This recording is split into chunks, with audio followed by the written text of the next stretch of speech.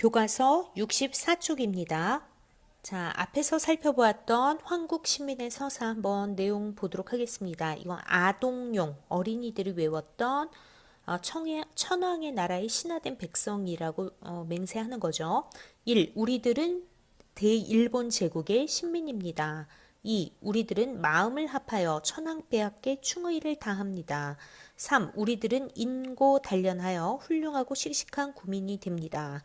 자, 일제가 황국시민서사를 외우게 한 이유는 무엇이었을까요?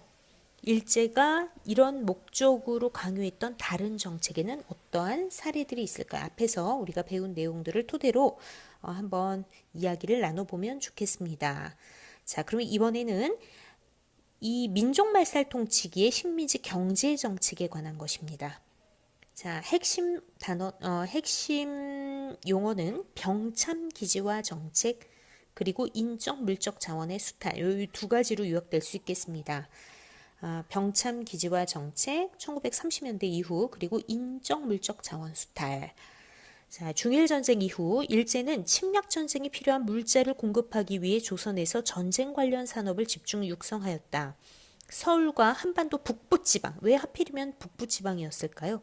전쟁이 만주 지역에서 일어나고 있기 때문에 조달하기 편한 한반도의 북부지방에 이제 중심으로 금속, 화학, 제철 등의 공업 생산 시설을 건설하고 금철, 석탄 등 지하자원의 생산을 늘렸다.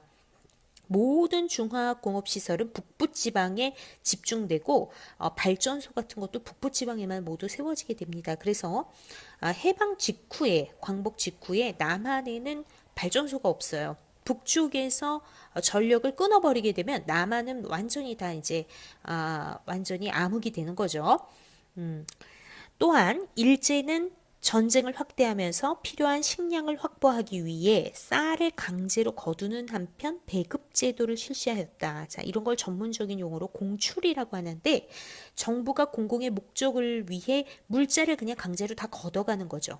그래서 쌀 같은 거는 강제로 다 걷어가고 대신 필요한 식량은 배급 제도를 실시하였습니다.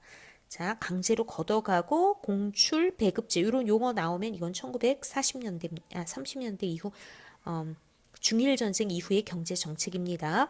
무기를 만드는 데 필요한 금속을 확보하기 위해 밥그릇이나 숟가락은 물론 학교의 종까지 거두어 갔다. 이런 얘기 많이 들었죠? 금속 공출이라고 해요. 금속 공출. 자, 무기 만드는데 금속이 많이 필요하기 때문에 막 학교의 교문 같은 것도 다 뜯어가요. 집집마다 녹그릇, 학교를 통해서 선생님들이 학생들로부터 집에 있는 쇠붙이를 전부 가져오게 하는 거죠. 일제는 물적 수탈뿐 아니라 한국인을 총동원하였다. 총동원, 노동력을 확보하기 위해 징용을 실시하고 이 징용이 바로 군함도에서 여러분들이 본 그 모습입니다. 부족한 병력을 보충하기 위해 지원병 제도를 실시하였고, 자, 지원해서 군대에 나가도록 하는 거죠. 근데 형식적 지원입니다. 나중에는 징병제까지 실시했다. 강제로 다 끌고 가요. 일부 여성을 일본군 위안부로 끌고 갔으며 전쟁 막바지에는 어린 학생까지 전쟁 준비에 동원하였다. 병참 기지화 정책과 인적 물적 자원의 수탈은 일제의 침략 전쟁 수행에 도움이 되었다. 그러나 이는 한국인의 고통과 희생을 바탕으로 한 것이었다. 징용도 그렇고요. 또 이 위안부 문제 같은 거 오늘날까지도 계속 한일 두 나라 사이에 뜨거운 감자로 이 위안부 문제가 아직까지 남아있게 되는 거죠. 일제가 수집한 녹그릇과 녹그릇 대신 지급한 사기 그릇, 사진이 나와 있습니다. 자, 요런 거 여러분들 이제 기말고사, 중간고사, 2학기 중간고사 시험 볼 때 당연히 선생님 출제를 하겠죠? 자, 한번 읽어볼까요? 스스로 정리하기. 다음 문장 중 틀린 부분의 밑줄을 긋고 바르게 고쳐보자. 중일전쟁 이후 일제는 한국인을 일본에 동화시키려는 무슨 정책을 본격적으로 실시하였다. 민족 분열 정책일까요? 아니죠. 자, 뭐죠? 자, 일제는 천황에게 충성을 맹세하는 궁성 요배를 외우게 합니까? 충성을 맹세하는 걸 우리 뭐라고 불렀죠? 신사참배를 강요하였다. 일제는 전쟁에 필요한 물자를 생산하는 노동력을 확보하기 위해 징병제를 실시하였다. 자, 인적자원 수탈로 여러분들 세 가지 용어 알아두세요. 징용, 이제 네 가지. 징용, 지원병, 징병, 위안부. 자, 이거는 사람을 끌고 가는 거죠. 징용, 지원병, 징병, 위안부.